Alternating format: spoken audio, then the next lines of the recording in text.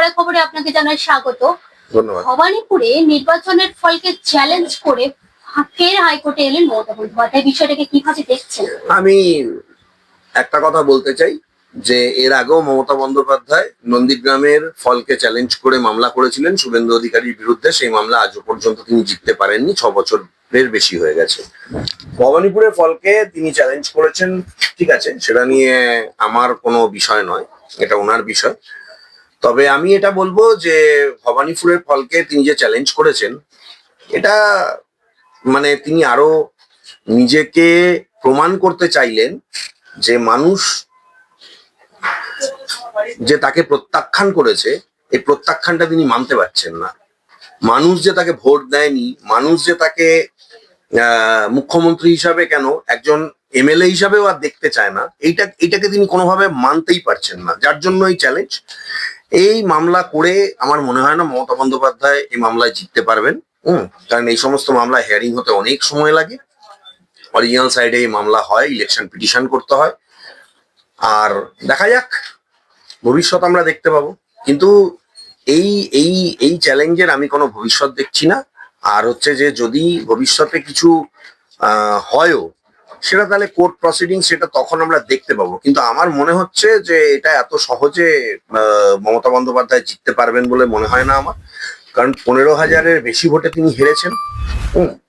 এবং চ্যালেঞ্জ করতে গেলে আজকে প্রতিটা বুথ, প্রতিটা ওয়ার্ড ভবানীপুরে, সেখানে কে কত ভোট দিয়েছিল, সেখানে কে কত ভোট দিয়েছিল, কে কত মার্জিনে জিতেছে, কে কত মার্জিনে, কার কোথায় মার্জিন রয়েছে, কোথা থেকে ফল ঘুরেছে, সমস্ত কিছু আনতে হবে।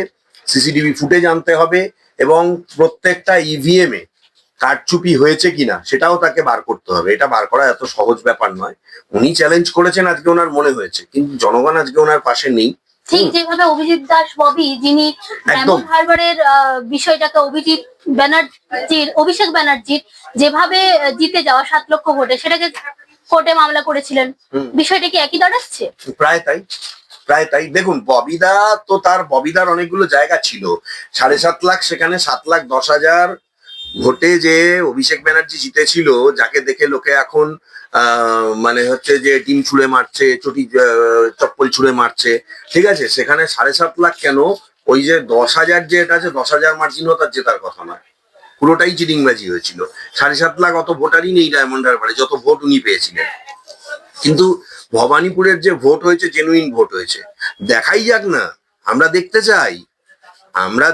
চাই যে মমতা বন্দ্যোপাধ্যায় মামলা জিতলেন।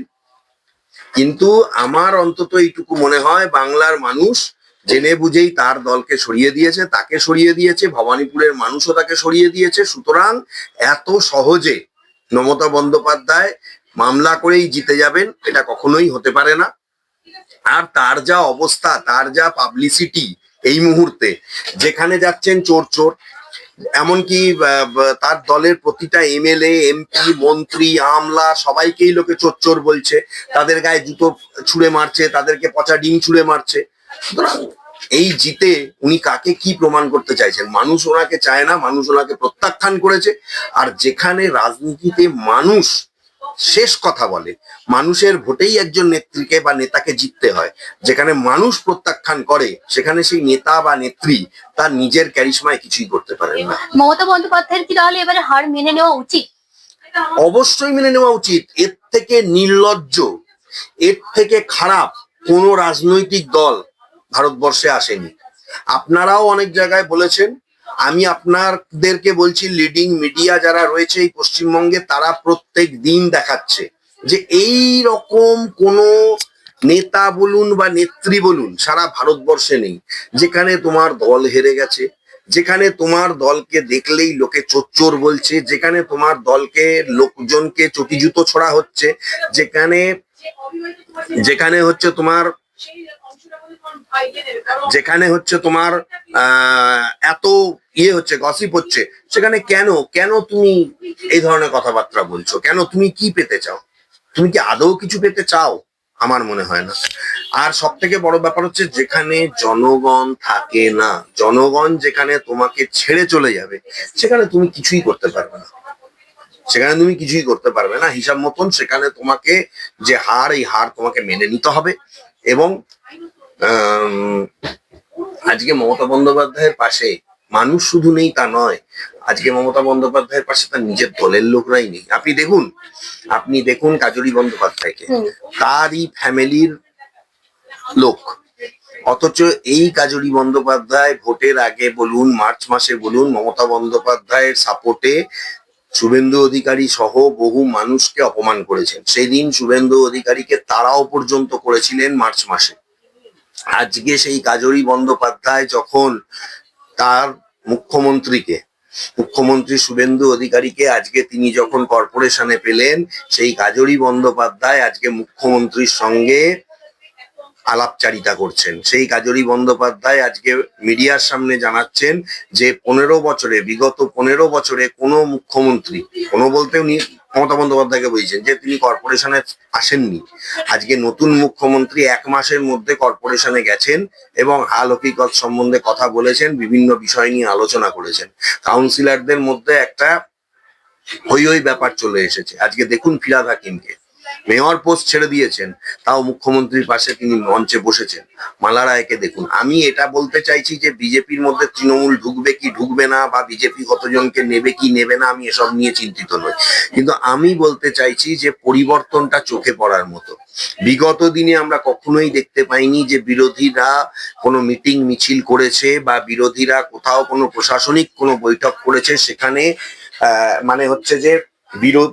আমি বলতে চাইছি যে যখন তৃণমূল সরকারে ছিল, তৃণমূল যখন মিটিং করেছে সেখানে বিজেপির কোনো লোককে ডাকা হয়েছে। বিজেপির যে ইলেক্টেড 77 জন এমএলএ ছিল তাদের কাউকে ডাকা হয়েছে। কিন্তু নতুন সরকারের আপনি দেখুন, যেখানে উনি প্রশাসনিক মিটিং করছেন, সেখানে যদি 2টো সিটও টিএমসি জিতে থাকে, সেই 2টো সিটের জেতা এমএলএদের তিনি ডাকছেন, সেখানকার লোকদের তিনি ডাকছেন। তিনি বার্তা দিতে চাইছেন আমি সবার সঙ্গে কাজ করতে চাই। একজন রাজনৈতিক নেতার কাছে এই ধরনের বার্তাই আমরা চাই। এবং ফারাকটা চোখের সামনে বোঝা যাচ্ছে। বিশ্ব বাংলার বউ সব জায়গা থেকে নেমে যাচ্ছে, মুখ্যমন্ত্রী অনুপ্রেরণা চলে গেছে, তার ভাইপোর ডায়মন্ড হারবারের জলের তলায় চলে গেছে, জাহাঙ্গীর খান গ্রেপ্তার হয়ে গেছে, যারা চিটিংবাজি করেছিল সব হয় জেলে নয় বেলে। অভিষেককে 2 দিন অন্তর অন্তর ইডি সিবিআই 11 ঘন্টা 10 ঘন্টা করে জেরা, ঠিক আছে। সুতরাং একটা দল হেরে যেতেই পারে, সিপিএমও হেরে গেছিল, সিপিএম এর এখন ভোটও নেই, এবার একটা জিতেছে, আগের বার কোনো ভোট ছিল না, লোকসভায় কোনো ভোট নেই। আপনি বলুন তো সিপিএম এর কোনো নেতাকে পুলিশ এরকম প্রকাশ্যে কোমরে দড়ি বেঁধে ঘুরিয়েছে? সিপিএম এর কোনো নেতার বিরুদ্ধে চোর চোর স্লোগান উঠেছে? সিপিএম এর কোনো নেতাকে মানুষ পচা ডিম ছুঁড়ে মেরেছে? মারেনি। কেন? তাদের সততা ছিল। তারা হেরে যেতে পারে, তাদের পলিসি ভুল হতে পারে, কিন্তু তারা মানুষের সাথে এত চিটিংবাজি করেনি, মানুষের টাকা নিয়ে খেয়ে ফেলেনি।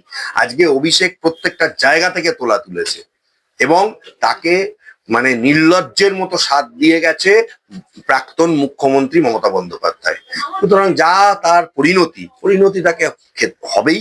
অভিষেক বন্দ্যোপাধ্যায়কে তো আমি খুব দ্রুত জেলের মধ্যে দেখছি, মমতা বন্দ্যোপাধ্যায়ের পরিণতি না জেল হয়। আচ্ছা, এই যে ইডি সিআইডির জেরার মুখে পড়ছে অভিষেক বন্দ্যোপাধ্যায়, এই দুর্নীতি ও জালিয়াতির শিকড় অবধি কি পৌঁছতে পারবে এজেন্সি? অবশ্যই পারবে। মানুষের ওপর যদি বিশ্বাস থাকে এবং তদন্তকারী সংস্থা, দেখুন এর আগে আপনি প্রশ্ন করতেই পারেন যে ডিসিবিআই তাহলে কেন করেনি। তার কারণ হচ্ছে যে প্রতি মুহূর্তে রাজ্য সরকার যদি বিভিন্ন জায়গা থেকে আর্জি করে, আপনি জানেন হাইকোর্টের অর্ডারে আর্জি করের ঘটনায় সিবিআই তদন্তের নির্দেশ হয়েছিল, কিন্তু কবে নির্দেশটা হয়েছে? 9 দিন পরে। এবং আমরা কি দেখলাম, পুলিশ তদন্ত করছে, সঞ্জয় বলে ছেলেটা অ্যারেস্ট হয়েছে, তারপরেও সেই যে অকুস্থল যেটা পুলিশ ঘিরে রেখেছিল সেখানে রিপেয়ারিং হয়েছে, সেই জায়গা ভেঙে ফেলা হয়েছে। বলা হচ্ছে একটা পুরোনো টেন্ডার বার করে ওটা নাকি রুটিন রিপেয়ারিং। এটা কি সম্ভব? এটা কি হতে পারে যেখানে এত বড় একটা ঘটনা ঘটেছে? আলটিমেটলি সিবিআই সেখানে গিয়ে কিছুই পায়নি। সিবিআই এর 4 জন জাঁদরেল অফিসার, তারা ভারতবর্ষের সব থেকে ভালো অফিসার, তারাও গিয়ে কোনো রকম কোনো কিছু তথ্য তারা বার করতে পারেননি, যদিও এখনো তদন্ত চলছে। এবং এই ডবল ইঞ্জিন সরকার, আমি মনে করি যে বলুন সিবিআই বলুন বা অন্যান্য যারা যে সমস্ত তদন্তকারী সংস্থা রয়েছে, সেই সংস্থাগুলো কিন্তু মানুষের পাশে এখন আছে এবং তারা তদন্ত করবে। তারা যদি সরকারের পূর্ণ সহযোগিতা পায়, আশা করা যায় দুর্নীতির শিকড়ে তারা পৌঁছাবে।